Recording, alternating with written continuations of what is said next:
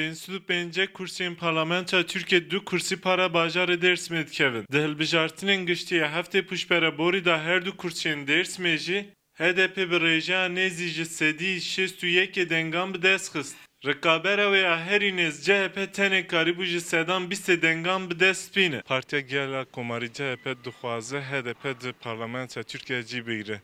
Ji bo demokrasiya Türkiye vê yekê dixwaze yan ji bo ku Partiya Dad û Geştyadan AK Parti bi tena serê xwe nebe hikûmet vê yekê dixwaze.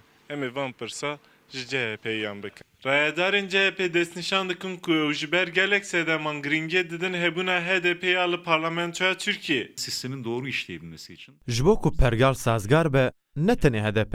Divê reng û nûnerên hemû nêrînên siyasî li parlamentoya gel bin. Bêguman em dixwazin HDP jî bikeve parlamentoyê. Ne hewcê em veşêrin.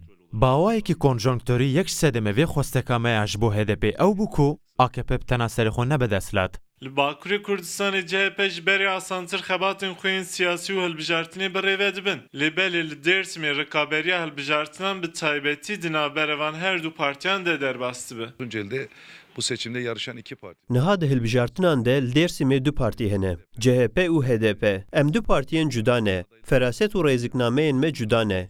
Lê nirxên me yên hevbeş jî hene. Her du partî jî alîgirê mafê mirovan, aştî û demokrasiyê ne. Bi nirxên hevbeş di nava civakê de geşkirina hêviyê tiştekî xweş e. Niha ne tenê HDP û CHP ne dijberê AKP. Hemû partiyên siyasî û civaka sivîl di nava vê bereyê de ne. Ji ber binpêkirina mafan, rawestandina pêvajoya çareseriyê, bûyerên li herêmê diqewmin, feraset û zextên siyasî, em û civak bertek nîşanî AKP didin. Namzedê CHP li bajêr beşek dengên HDP wekî dengê emanet bi nav dikir. Lê li gorî çavdêran cê encamê heftê piştberê li Dêrsimê dubare dibe. Burada HDP'ye oy, CHP'de oy. Li Dêrsimê dengdêr dengên xwe nadin namzedên HDP û CHP. Dengên xwe didin van partiyan bixwe. Lêbelê tê payîn ku namzedê CHP biriya têkiliyên xwe hinek dengên xwe zêde bikin. Tê payîn ku karmendên dewletê yên vir û dengderên partiyên biçûk dengên xwe bidin namzedên CHP. Lêbelê bi min li Dêrsimê encama heftê pûşberê naguhere. Li tevahiya Dêrsimê 62,618 dengder hene.